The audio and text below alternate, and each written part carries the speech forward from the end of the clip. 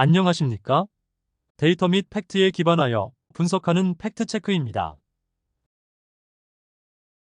2024년 10월 유럽 시장 전기차 판매량에 대해서 분석해 보겠습니다.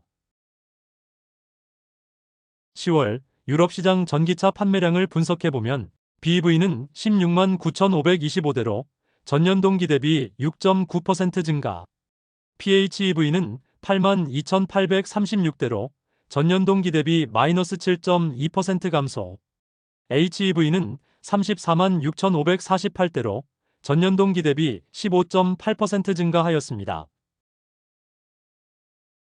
1월에서 10월 누계 BEV는 160만 2,711대로 전년 동기 대비 마이너스 1.7% 감소, PHEV는 77만 7,330대로 전년 동기 대비 마이너스 4.1% 감소, HEV는 335만 4,815대로 전년 동기 대비 18.9% 증가하였습니다.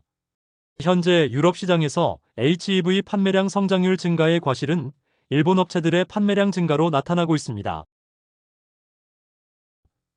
2024년 유럽 시장 월별 BEV 판매량 전년 동기 대비 성장률을 분석해보면 1월에 29.3% 증가, 2월에 10.3% 증가, 3월에 마이너스 11% 감소, 4월에 14.4% 증가, 5월에 마이너스 10.8% 감소, 6월에 0.1% 증가, 7월에 마이너스 5.9% 감소, 8월에 마이너스 36% 감소, 9월에 13.9% 증가, 10월에 BEV 판매량은 16만 9,525대로 6.9% 증가하였습니다.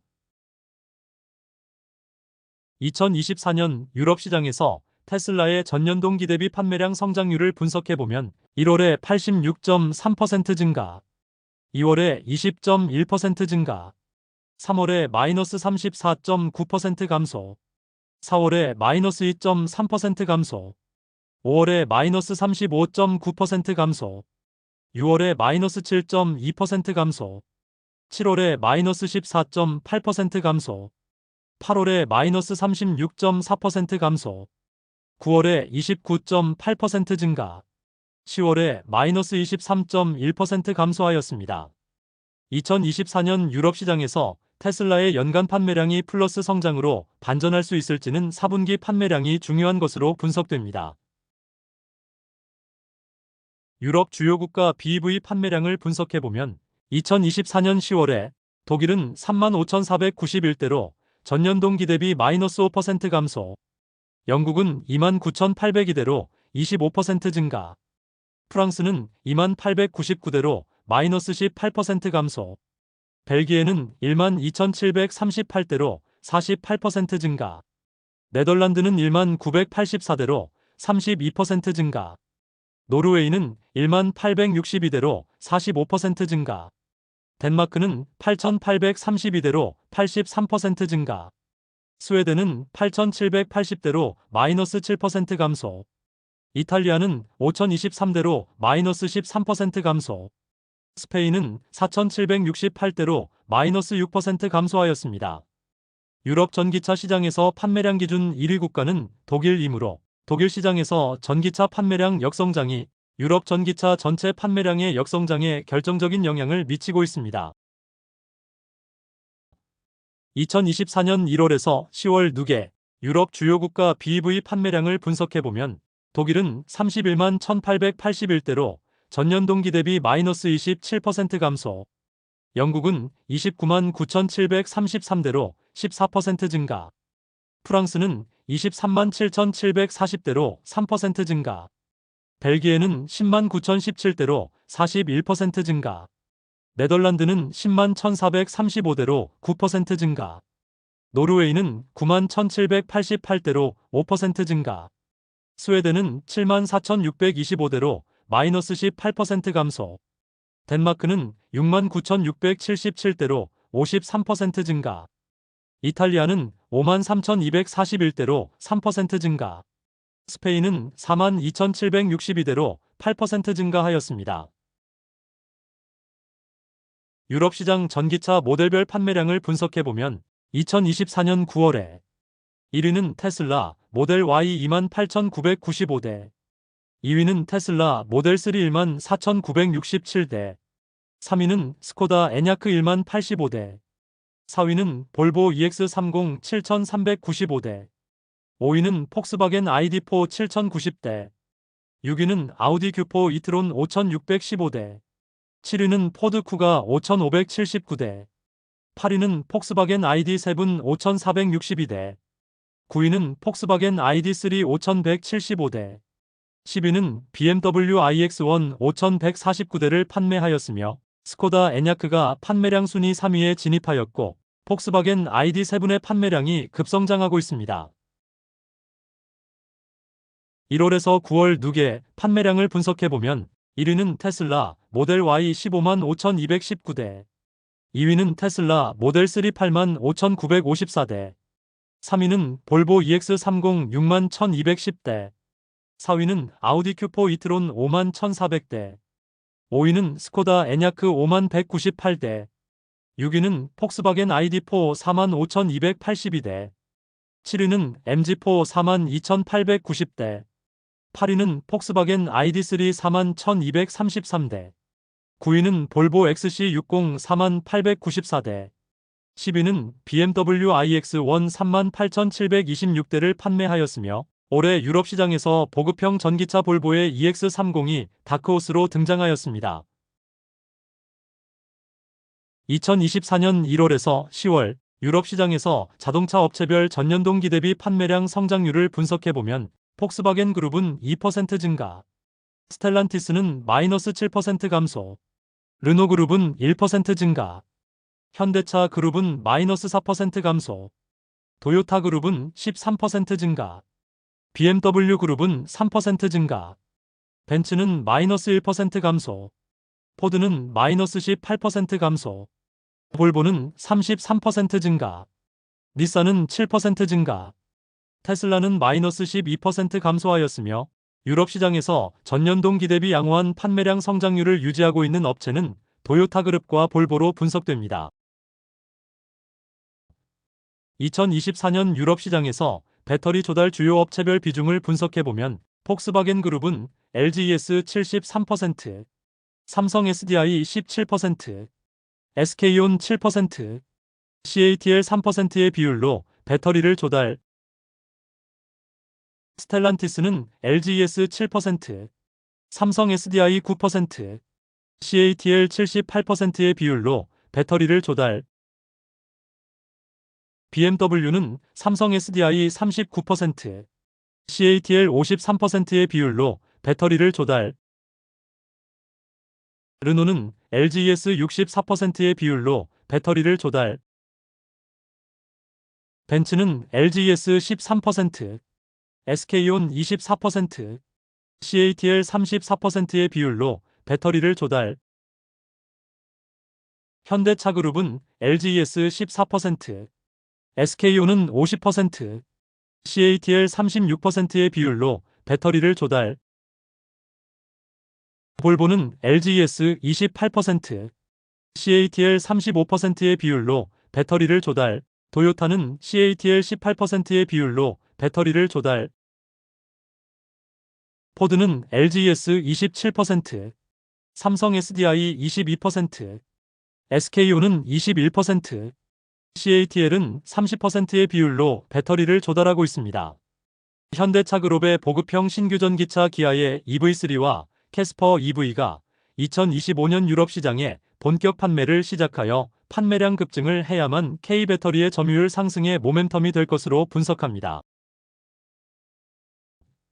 2024년 4분기부터 유럽 시장에서 2만 유로에서 3만 유로 사이의 신규 보급형 전기차들의 출시가 예정되어 있으므로 LFP 배터리와 NCM 배터리의 점유율 경쟁이 본격화될 것으로 보입니다.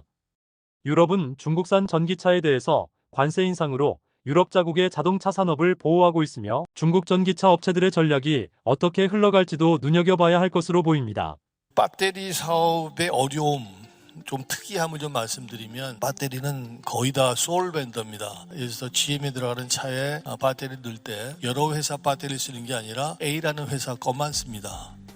왜냐하면 테스트하는데 시간이 굉장히 걸리기 때문에 두 회사 쓰고 쓸 수 없어요. 그래서 솔벤더라고 하면은 얼핏 들으면 굉장히 좋은 그 상황이다라고 하는데 문제가 많습니다. 솔벤더이기 때문에 공급을 못 해주면 자동차 라인이 섣버리기 때문에 그런 고충도 있고 자기 자동차 공장 옆에 와달라는 부탁을 그렇게 합니다. 특히 저희 엔솔만 하더라도 미국에 7개 지역의 공장이 이미 투자가 됐고 앞으로 투자를 진행 중에 있습니다. 굉장히 단기간에 대규모 확장을 하다 보니까 여러 가지 문제점이 야기됐는데 미국의 공장 건설 비용이 22년 대비해서 24년에 거의 70%가량 건설 비용이 늘었어요. 자재비 늘고 인건비 사람을 구할 수가 없고 건설 인력을 구할 수가 없는 그런 상황이라서 우선 첫째 어려움은 건설 비용이 많이 늘었다. 문제는 이 배터리의 것도 특성인데 저희가 보통 배터리를 보면은 우리가 가장 작은 단위는 셀이라고 합니다. 그 다음에 그거를 이제 조금 더 몇 개를 뭉쳐서 만든 걸 모듈이라고 하고 모듈 여러 개 합친 걸 팩이라고 합니다. 근데 저희 배터리는 대부분 셀로 공급을 합니다. 근데 만약에 배터리에 문제가 생기면 셀만 교체할 수 있는 게 아니라 팩 전체를 교체를 하기 때문에 우리가 판매한 금액이 100이면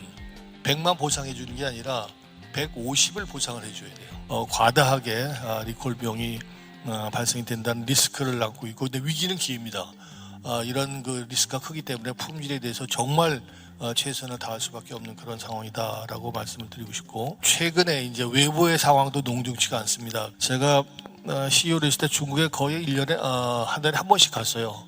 근데 갈 때마다 이게 뭐야? 놀라움이 점점 커지는데 그 중국 정부의 주도하에 전기차 시장을 석권하기 위해서 배터리, 그다음에 전기차, 배터리 소재 전 밸류 체인에 대해서 경쟁력을 아주 계획적으로 구축을 지난 몇 년 동안 했습니다. 또 하나 이제 더 신경이 쓰이는 대목은 저희 K 배터리는 그 하이엔드 제품 NCM이라고 해서 니켈 함량이 많은 그런 배터리를 개발을 주도했고 그걸 가지고 시장을 접근을 해왔습니다. 그런데 어느 순간에 염가형 전기차 수요가 확대되기 시작했어요.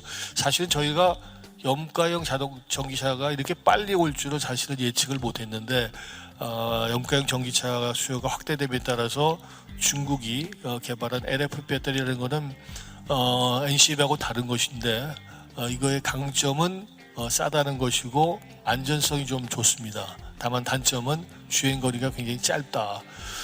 그래서 저희는 사실은 LFP 개발을 과거에 했습니다만은 이 시장이 그렇게 빨리 올 줄을 모르고 K배터리 대부분이 LFP 개발에 대해서 조금 늦게 하겠다고 생각을 했었는데 중국에서 LFP를 급속도로 발전시키는 바람에 시장 전체가 LFP 쪽으로 가고 있다라는 게 사실은 저희한테는 굉장히 위협 요인으로 발생되고 있습니다. 한마디로 표현하면은 정말 K 배터리한테는 일촉즉발의 위기다라고 말씀드릴 수 있겠습니다. 다만 중국 업체가 그럼 다 잘하느냐? 그건 아닙니다. 중국에서 생산하고 중국 업체한테 중국 고객들한테 판매하기 때문에 값싼 배터리고 품질이 별로 안 좋아도 먹힐 수 있는 중국에서 그 전기차 사고가 나더라도 전혀 언론에 나지 않습니다. 해외로 나왔을 때 과연 그런 경쟁력을 계속 가져갈 수 있겠냐 하는 것은 중요한 관전 포인트인데 저 개인적으로는 상당히 어려울 것이다라고 보고 있어요.